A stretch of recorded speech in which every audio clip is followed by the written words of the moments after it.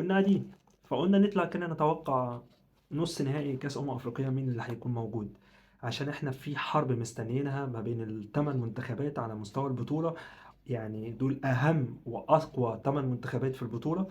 خلينا نتكلم كده عن ثمان منتخبات وازاي تجاوزوا دور ال 16، ونتكلم على مواجهات دور الثمانية هتبقى عاملة ازاي، ومين المنتخبات المتوقع تأهلها لنصف نهائي كأس أفريقيا. تعالوا نتكلم كده على كل مواجهة مستنيانا في ربع نهائي الكام. أول مواجهة هتكون يوم الخميس الساعة 6 ما بين المنتخب السنغالي والمنتخب المالي. المنتخب السنغالي قدر ان هو يفوز بسهولة جدا على المنتخب السوداني ويتأهل بنتيجة 3-1 بعد ما اتأخر في النتيجة بهدف، وقدر بعد كده ان هو يرجع ويسجل 3 اهداف ويتأهل بسهولة جدا من المباراة دي. عانى في الاول ولكن قدر بعد كده ان هو، يعني يمكن اول ربع ساعة المنتخب السوداني حاول فيها وحاول ان هو ياخد المبادرة على المنتخب السنغالي وقدر ان هو يعمل دوت. ولكن المنتخب السنغالي قال لهم مفيش الكلام ده، انتوا جايين تهرجوا، انا جاي اخد البطولة اساسا. فراح جاي مديهم ثلاثة كده وقال لهم يلا مع السلامة انتوا، عشان يضرب موعد مع المنتخب المالي اللي تجاوز المنتخب التونسي بصعوبة شديدة جدا بعد ما لعب 120 دقيقة، وقدر ان هو يتفوق على المنتخب التونسي بضربات الجزاء الترجيحية بعد ما تعادل 1-1 وهو بيلعب ب10 لاعبين امام المنتخب التونسي. المنتخب التونسي للاسف هو يعني هو اللي عطى الفرصة للمنتخب المالي ان هو يوصل لضربات الجزاء، لان المباراه انت يعني معلش المنتخب التونسي بيلعب من اول دقيقه 30 وهو ناقص لاعب، والمنتخب المالي ناقص لاعب. فالمنتخب التونسي كان عنده مشكله في تطوير الناحيه الهجوميه، فما قدرش ان هو يباغت المنتخب المالي غير تقريبا من الكره اللي هو جاب فيها الهدف. عشان بعد كده المنتخب المالي بيتحسب له ضربة جزاء من يعني في آخر الثواني الأخيرة كده، في آخر دقيقتين قدر المنتخب المالي يتعادل في الدقيقة 90 بلس 90 ويوصل للمباراة بالأشواط الإضافية عشان يروحوا بعد كده ضربات الجزاء الترجيحية، ويقدر المنتخب المالي يتأهل على حساب المنتخب التونسي بنتيجة 3-2 في الركلات الترجيحية. عشان المنتخب المالي بيعمل عقدة للمنتخب التونسي وبيكمل في العقدة اللي هو عاملها المنتخب تونس ويتأهل ويضرب موعد مع المنتخب السنغالي القوي جدا في ربع نهائي الكاس. المواجهة دي هتكون مواجهة صعبانية للمنتخب السنغالي. ليه؟ أولا المنتخب المالي بيمتلك نص ملعب قوي، الكل شايفها مواجهة سهلة للمنتخب السنغالي، لكن لا، أنا شايف عكس ده. المنتخب المالي منتخب قوي جدا على مستوى نص الملعب وعلى مستوى الدفاع. يمكن ادواره الهجوميه مش كتير، التطور الهجومي بالنسبه له مش كتير، بيحاول ان هو يامن. ما كسبش ولا مباراه على مستوى ال 90 دقيقه في البطوله. الثلاث مباريات في دور المجموعات انتهوا بالتعادل عشان يتاهل كمركز تاني ب3 نقاط فقط. وبعد كده بيوصل ويتعادل مع المنتخب التونسي وبيروح بيكسب المباراه بضربات الجزاء عشان يبقى هو المنتخب الوحيد اللي ما حققش فوز طوال ال 90 دقيقه. المنتخب السنغالي فهو هينزل المباراة ديت هو اللي هيكون ماسك الكورة، ودي على فكرة يعني من الحاجات اللي متوقعة جدا ان المنتخب المالي هيعملها اساسا. المنتخب المالي هيسيب الكرة للمنتخب السنغالي ان هو اللي يهاجم وان هو اللي ياخد المبادرة، هو ما عندوش مشكلة في ده عشان هو هيلتزم بالادوار الدفاعية اكتر قدام المنتخب السنغالي. ما ينفعش يفتح خطوطه قدام المنتخب السنغالي، هتفتح خطوطك قدام المنتخب السنغالي هيزعلك. فعشان كده الافضل ان المنتخب المالي يعمل مباراة او جيم دفاعي بشكل قوي، وخصوصا ان هو عنده نص ملعب قوي جدا فيقدر ان هو يواجه المنتخب السنغالي. لكن لو قدر المنتخب المالي في وسط الحالة الدفاعية اللي هو هيكون فيها وان هو يقفل خطوطه بشكل كويس، يحاول يخطف جون بالهجمة مرتدة سريعة فيقدر ان هو يتقدم بيه على المنتخب السنغالي ويدافع، فده هيكون في حد ذاته نقطة إيجابية للمنتخب المالي طوال ال 90 دقيقة. لكن المنتخب السنغالي لو عايز يكسب الماتش دوت فلازم يهاجم ويستغل أضيق الفرص ويحاول يعمل اختراقات من نص الملعب، يحاول يستغل الأجنحة بتاعته بشكل كويس إذا كان إسماعيل أسار أو ساديو ماني. المنتخب المالي زي ما قلنا هيلتزم بأدواره الدفاعية أكتر، هيحاول إن هو يكون شرس جدا في الناحية الدفاعية ويحاول إن هو يستغل الهجمات المرتدة. اما تاني مواجهة معانا وهي مواجهة المنتخب المغربي اصحاب الارض قدام المنتخب الكاميروني اللي هو في مرحلة التطوير، وان هو المنتخب بيغير جلده زي ما بنقول كده. اغلب اللاعبي المنتخب الكاميروني فهم اغلب اللاعبين لعيبة شباب كلهم في سن 19 20 22، يعني نادرا او في كام لعيب بس كده في التشكيلة الاساسية هم اللي يتجاوزوا في سن ال 25. المنتخب الكاميروني عنده مواجهة شرسة جدا قدام المنتخب المغربي، يمكن أقوى منتخب على مستوى القارة هو منتخب المغرب، وطبعا أصحاب الأرض والجمهور، فمنتخب الكاميرون عنده مواجهة صعبة جدا مش سهلة. المنتخب الكاميروني هل هيقدر إن هو يتجاوز المنتخب المغربي ويعمل مفاجأة البطولة؟ على فكرة البطولة لغاية دلوقتي ما فيهاش أي مفاجآت، يعني ما فيش أي مفاجأة نقدر نقول عليها انها حصلت في بطوله كاس الامم الافريقيه. دايما البطولات اللي فاتت كنا بنشوفه فرق صغيره بتقدر تحقق الفوز، وفرق مش متوقع ان هي تكسب بتحقق الفوز على المنتخب الكبير. لكن المنتخب الكاميروني عنده مهمه صعبه قدام المنتخب المغربي.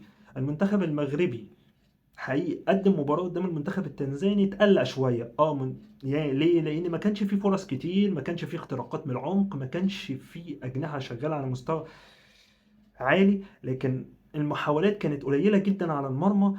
قدر ابراهيم دياز ان هو يستغل كوره ويستغل مهارته الفرديه ويتجاوز دفاع المنتخب التنزاني ويسجل هدف اول. كمان المنتخب الكاميروني ما عندوش حاجه يبكي عليها. اولا هو جاي البطوله دي جاي ينافس وجاي مرشح ليها وبيلاعب اصحاب الارض، فطبعا لو فاز وكسب فهو طبعا هيروح لبعيد في البطوله، هياخد دفعه معنويه شديده جدا تقدر يكمل في باقي البطوله. اولا هيطلع المنتخب المغربي اقوى منتخب على مستوى البطوله، هيطلع المنتخب المغربي وهو في وسط جمهوره وفي وسط ارضه. فانت يعني المنتخب الكاميروني كده هياخد دفعة معنوية كبيرة جدا، يقدر ان هو يحاول ان هو يفوز باللقب السادس في تاريخه ويقرب من عدد القاب المنتخب المصري. المنتخب المغربي اداؤه مش هو اللي هو احسن حاجة، مش هو ده اللي احنا منتظرينه منه. المنتخب المغربي عنده احسن من كده بكتير لانه بيمتلك المقومات دي. اتمنى طبعا المنتخب المغربي يسجل في اول ربع ساعة، لانه هو لو قدر ان هو يسجل ويستغل عامل الارض والجمهور ويتفوق على المنتخب المغربي من بدري، هيقدر بعد كده المنتخب المغربي يروح بالمباراة لبعيد. ممكن بعد كده نشوفوه بيسجل تاني وتالت عادي جدا والمباراة تتفتح له. المنتخب الكاميروني منتخب قوي جدا على مستوى اللياقة البدنية، منتخب قوي جدا على مستوى الناحية الهجومية، عنده سرعات كبيرة، لكن على مستوى الناحية الدفاعية ومستوى التنظيم الدفاعي لا، فهو سهل جدا اختراقه وسهل جدا ان انت تعمل وتخلق فرص كتير قدامه. عندهم اخطاء كتيره جدا على مستوى الدفاع، فيقدر المنتخب المغربي يستغلها ويسجل بدل الهدف 2 و3. تالت مواجهه معانا وهي مواجهه قويه جدا من العيار الثقيل قدام المنتخب الجزائري والمنتخب النيجيري القوي جدا اللي قدم عرض قدام المنتخب الموزمبيقي وقدر ان هو يفوز بنتيجه 4-0. فالمنتخب الجزائري عنده مهمة صعبة جدا. المنتخب الجزائري قدر ان هو يفوز على منتخب الكونغو الديمقراطية بهدف رائع جدا للنجم الكبير، انا شايفه طبعا لاعب رائع جدا وهيكون له مستقبل كبير جدا خصوصا في اوروبا، وهو عادل بولبينا اللي سجل هدف في الدقائق الاخيرة من زمن وعمر الشوط الرابع، بعد طبعا مباراة مارسونية جدا. كانت مباراة تعادل 0-0 ما كانش فيها فرص كتير، لكن منتخب الجزائر قدر ان هو يتجاوز المنتخب الكونغولي في مباراة قوية جدا قدام منافس قوي مش سهل، وقدر ان هو يصعد لمواجهة المنتخب النيجيري اللي عمل عرض كبير جدا قدام المنتخب الموزمبيقي. عشان كده المواجهة دي هي من اقوى واعنف المواجهات اللي هنشوفها على مستوى ربع نهائي كأس الأمم الأفريقية. أولا المنتخب النيجيري جاي من فوز كبير، ولكن حصل كده بعض التصريحات اللي طلعت ان فيكتور اوسيمين قرر ان هو يسيب المعسكر بتاعه بعد مشكله حصلت ما بينه وبين لوكمان، فقرر ان هو يرجع على تركيا. وطبعا دي حاجه غريبه جدا، والاتحاد النيجيري تدخل عشان يحل الامور بين الاثنين لعيبه، ولكن اوسيمين تمسك بموقفه ولسه مش عارفين القصه هتبقى عامله ازاي، وهل اوسيمين موجود ولا مش موجود، هل هيرجع على تركيا ولا هيكمل البطوله مع المنتخب النيجيري، هنشوف. لكن المنتخب النيجيري مش هيقف عليه، لكن هو عنده اسماء كتيره جدا على مستوى الناحيه الهجوميه. المنتخب الجزائري بيحاول وبيلعب بجرينتا كبيره جدا، حتى لو هو مش توب فنيا، ولكن هو لا عنده فنيا كتير. بس بيعجبني جدا الروح اللي بيلعب بيها لاعبي المنتخب الجزائري، وقد ايه الجرينتا اللي عندهم والاستماتة، وان هم عايزين يعملوا حاجه لمنتخب بلدهم وعايزين يحققوا اللقب للمره الثالثه. المنتخب الجزائري لما البطولة بتتلعب على أراضي عربية فهو بيكون مرشح وبيجي ياخدها. عشان كده المنتخب الجزائري عنده فرصة كبيرة جدا إن هو يفوز باللقب. أهم حاجة من لاعبي المنتخب الجزائري إن هم ينزلوا من الماتش مركزين، مش 100% 200%، لأن الهجوم النيجيري قوي جدا، فلازم الدفاع الجزائري يكون مركز وفي أعلى درجات التركيز، لازم ما يسرحوش، لازم يحاولوا ان هم يسجلوا هدف واتنين، ويحاولوا ان هم في نفس الوقت يلعبوا مباراة متوازنة ما بين المستوى الهجومي وما بين الدفاع. فلازم المباراة تبقى متوازنة، مش انا هاجم واسيب الدفاع بتاعي، لا، هتسيب الدفاع بتاعك. المنتخب النيجيري بيمتلك الاسلحة اللي هو يقدر ان هو يزعلك بيها. عشان كده المنتخب الجزائري لازم يكون هادي كده، الماتش 90 دقيقة يحاول ان هو ياخد الماتش واحدة واحدة، ينزل على الاقل اول ربع ساعة يحاول ان هو يلعب بتوازن، ولا ان هو مثلا يسيب لهم الكورة، ولا ان هو يرجع يدافع، لا، لازم برضو يمسك الكورة في نص ملعبه. المنتخب النيجيري مش احسن حاجة دفاعيا، فتقدر ان انت تستغل دوت وتسجل هدف. لو قدرت ان انت تخطفهم في هدف، فانت كده ريحت دماغك بدري، وتبدأ ان انت تلعب كورة متوازنة. مش عايزك تفتح وتجيب يعني المنتخب الجزائري ما يفتحش خطوطه قوي قدام المنتخب النيجيري، لان المنتخب النيجيري عنده الاسلحه اللي يقدر يخلص بيها على الماتش. وشفنا الكلام ده قدام موزمبيق. موزمبيق مع احترامي ليها، فرقه كويسه وكل حاجه، ولكن مش بنفس جوده المنتخب الجزائري. فاكيد المنتخب النيجيري عارف الكلام ده كله، وعارف وعامل حسابه ان هو هيلاعب منتخب قوي ومنتخب عنيد جدا. فلازم هيكون هو كمان برضه حريص جدا في الناحيه الدفاعيه، ان الاسلحه الهجوميه ايضا للمنتخب الجزائري، اذا كان لو بدا عادل بولبينا ومعاه رياض محرز، وفي نفس الوقت لو بغداد بنجاح، مهم جدا ان هو يبدا المباراه ديت، لان انت محتاج واحد محطه وواحد رخم على في الناحيه الهجوميه، يقدر ان هو يعني بمعنى الكرة كده اللي هو بلطجي، على يبلطج على اللعيبه المدافعين المنتخب النيجيري، وخصوصا ان هم سهل جدا ان هم يغلطوا. فعشان كده المنتخب الجزائري لازم يركز، لازم اللعيبه تنزل مركزه، يشيلوا من دماغهم خالص يعني الماتشات اللي فاتت، ماتش المنتخب الكونغولي اللي هم قدموا الاداء كويس، ولكن ماتش المنتخب النيجيري غير. فلازم التركيز يكون عالي جدا، ولازم المدرب يكون عارف ان المنتخب النيجيري مش سهل، ويقدروا ان هم يعدوا المنتخب النيجيري لو قدروا ان هم يسجلوا هدف على الاقل في الشوط الاول، او حتى لو هدف طول او اتاخر مفيش مشكله. لو المباراه طولت والهدف اتاخر مفيش مشكله، استمر مع المباراه، خدها واحده واحده. حتى لو طلعت الشوط الاول متعادل 0-0 مفيش مشكله، فممكن تقدر الشوط الثاني ان انت تنزل وتسجل هدف ويريحك. بقى المباراه اللي احنا كلنا مستنيينها، وهي مباراه المنتخب المصري قدام المنتخب الكونغولي. منتخب مصر للأسف احنا يعني المواجهة الوحيدة للمنتخب مصر اللي شفناها وقدر ان هو يقدم مباراة عالية جدا، هي مباراة امام منتخب جنوب افريقيا. غير كده لا. المنتخب خلاص اعتمد الطريقة اللي هو بيلعب بيها 5-3-2، انا ما عنديش مشكلة معاها، خصوصا ان انت عندك مشاكل دفاعية، فانت بتحاول بالطريقة ان انت تلعب بطريقة 5 ورا عشان تقفل الناحية الدفاعية بشكل كويس، وتقدر ان انت يعني ما يبقاش فيه اخطاء دفاعيه كتير. بس المنتخب المصري للاسف بعد ما قدم مباراه قويه جدا هجوميا ودفاعيا، وكان بيلعب 10 لاعبين قدام منتخب جنوب افريقيا، بعد كده في الشوط الثاني قدر ان هو يخرج بالمباراه بنتيجه 1-0، وكان رائع جدا، مباراه متكامله بشكل كويس. لكن قدام المنتخب الانجولي احنا عرفنا ان انت بتلعب بالصف الثاني باللاعب الاحتياطيين، انا ما عنديش مشكله، ماشي، مباراه انت كده ولا كده حسمت التأهل، ما عنديش مشكلة، وما حدش اتفرج عليها، في ناس ياما ما اتفرجتش عليها. لكن المباراة الثالثة اللي انا ما فهمتهاش، مباراة دور ال 16، هي قدام المنتخب البنيني. انا مش عارف هو احنا ليه، معلش، احنا بنحترم المنتخب البنيني، ما عنديش اي مشكلة معاه، ولكن هو ليه احنا منتخب ليه بنصعب الدنيا على نفسنا؟ ليه قدام انت بتلاعب فريق اخد مركز ثالث، صاعد مركز ثالث، وبتلعبه وانت بتلعب 5 ورا؟ ليه؟ ليه ده يعني انت مش بتلاعب منتخب زي نيجيريا، ولا منتخب زي كاميرون، ولا كوت ديفوار، ولا مع احترام المنتخب بنين، ولكن هو اضعف بكتير من ان انت تلعب ب5 ورا. ليه العب ب5 ورا؟ ملعب عادي جدا 4-2-3-1، او مثلا يعني العب 4-3-3. ايه المشكله؟ ايه المشكله؟ ممكن تلعب باربعه ورا، وحمدي فتحي وجنبه مروان عطيه، مفيش اي مشكله، وقدامهم حتى ايا كان قدامهم. يعني انا شايف ان انت ليه ما بتلعبش بامام عاشور؟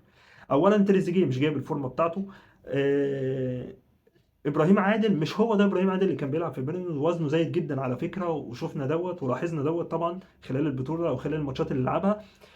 وليه انا ما اعتمدش على مهاجم زي مصطفى محمد؟ يعني احنا ممكن مثلا، انت ممكن تلعب، انت لو مقتنع بتريزيجيه ماشي، تريزيجيه ناحيه الشمال، محمد صلاح ناحيه اليمين، وقدامهم مثلا مصطفى محمد، وتحتيه يلعب رقم، يعني يلعب 9.5 هو مرموش.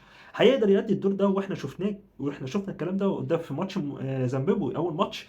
طب احنا ليه ما عملناش الفكر ده قدام المنتخب البنيني؟ ليه نصعب الماتش على نفسنا؟ ليه بقى الجمهور المصري عارف ومتاكد ان احنا خلاص يعني اي مواجهه في الادوار الاقصائيه فاحنا هنلعب اشواط اضافيه وهنروح ضربات ترجيح؟ ليه ما نخلصش الماتش بدري؟ انا مستغرب الصراحه. يعني احنا قدام في البطوله احنا هنلاعب بقى منتخبات شرسه زي كوت ديفوار اهو، احنا داخلين على مواجهه كوت ديفوار.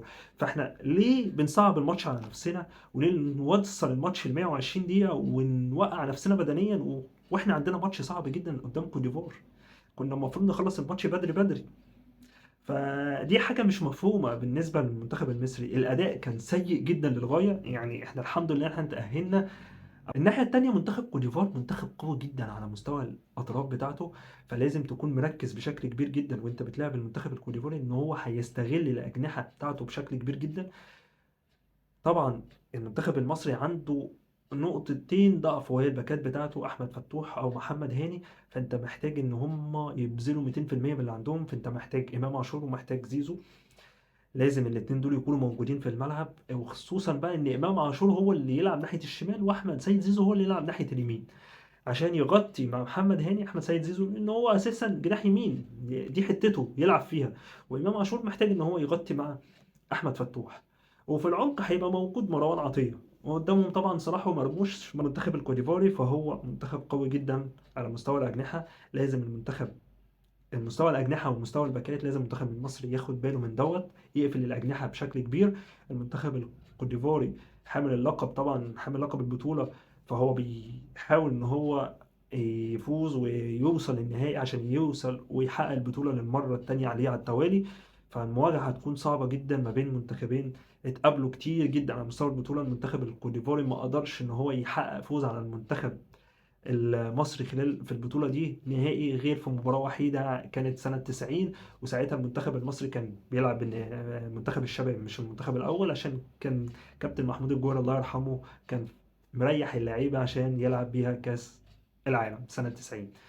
فعشان كده المنتخب المصري قدامه مواجهة صعبة جدا قدام منتخب كوديفار، منتخب قوي مش سهل. فلازم نحاول ان احنا نتماسك على مستوى خط الدفاع. لازم نحاول ان احنا نستغل الكرات والهجمات المرتده، نستغل سرعه محمد صلاح ومرموش، ونستغل كل فرصه بتجيلنا، لان مش هتجيلنا تاني قدام منتخب قوي وعنده لياقه بدنيه عاليه جدا. خصوصا ان انت لعبت 120 دقيقه والمنتخب الكونيفاري فهو قدر ان هو يحقق الفوز على المنتخب بوركينا فاسو بسهوله جدا بنتيجه 3-0. اهم حاجه ان واحنا برضو بنركز على الاجنحه نقفلها بشكل كويس، ما ننساش العمق اللي احنا ساعات بيجي لنا منه مشاكل كتير. التسديد نفسه للمنتخب الكوليفاري لازم نمنع كل تسديده بتروح على مرمى الشناوي. لازم نصحى ونركز، اللعيبه لازم تأدي 200% من اللي عندها مش 100%. كل واحد ينزل يموت نفسه في الملعب. مواجهة هتكون صعبة جدا للمنتخب المصري. نيجي بقى لتوقعاتنا للأربع ماتشات. أربع مواجهات قوية جدا، صعب جدا وصعب التكهن بمين اللي يقدر إن هو ينجح في التأهل لدور نصف نهائي كأس الأمم. بالنسبة للمواجهة الأولى فدي مواجهة قوية جدا، وزي ما قلت لكم مواجهة صعبة هي للمنتخب السنغال ومالي. مواجهة صعبة، لكن توقعي ان المنتخب السنغالي هيقدر يتجاوز المنتخب المالي ويقدر ان هو يتأهل لدور نصف نهائي كأس الأمم. اما المواجهة التانية وهي مواجهة المنتخب المغربي والمنتخب الكاميروني، فدي هتكون مفاجأة البطولة، وهي مفاجأة كأس أفريقيا 2025. وهيقدر المنتخب الكاميروني ان هو يتجاوز المنتخب المغربي في مفاجأة كبيرة جدا بعد ما يقدر ان هو يتفوق على اصحاب الارض وجمهور المنتخب المغربي، ويتأهل المنتخب الكاميروني لدور نصف النهائي. اما بالنسبة للمواجهة الثالثة وهي مباراة المنتخب النيجيري والمنتخب الجزائري، فتوقع المباراة دي ان المنتخب الجزائري هيقدر يتجاوز المنتخب النيجيري ويتأهل لدور نصف نهائي كأس أفريقيا، ويحقق فوز قوي في مباراة هتكون قوية جدا مع المنتخب النيجيري. أما بالنسبة للمواجهة الأخيرة وهي مواجهة المنتخب المصري أمام منتخب كوريفوار، المنتخب المصري عليه علامات استفهام كتير جدا من ناحية الأداء، والمنتخب الكوريفوري منتخب قوي جدا. فأنا شايف إن المواجهة دي مواجهة صعبة جدا لمنتخب مصر. وانا شايف ان المنتخب المصري للاسف مش هيقدر ان هو يتجاوز المنتخب الكوليفاري، والمنتخب الكوليفاري هيقدر يحقق الفوز على المنتخب المصري ويقصيه من البطوله، ويتاهل منتخب كوليفار ويواصل سعيه للحصول للقب الثاني ليه على التوالي.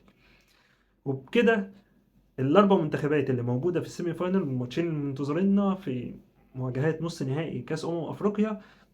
اول مواجهه هيكون المنتخب الكاميروني قدام المنتخب الجزائري، والمنتخب السنغالي امام منتخب كوديفار. وبكده تنتهي حلقتنا، واشوفكم ان شاء الله في نص نهائي كاس افريقيا. بعد ما ان شاء الله مواجهات ربع النهائي تنتهي هنعمل حلقه ونناقش فيها كل اللي حصل على في كل المواجهات الاربعه اللي ان شاء الله منتظرانا. هتكون مواجهات قويه جدا. انصحكم ان انتم ما تفوتوش ولا مباراه، لان المواجهات هتكون جميله، هتكون ممتعه على مستوى الاداء وعلى مستوى الاهداف. وان شاء الله تستمتعوا ونستمتع. واتمنى طبعا ان المنتخب المصري يكذب توقعاتي ويقدر ان هو يحقق الفوز ويتاهل لدور نصف نهائي كاس الامم. بس كده وانتهت حلقتنا، واشوفكم ان شاء الله الحلقه الجايه.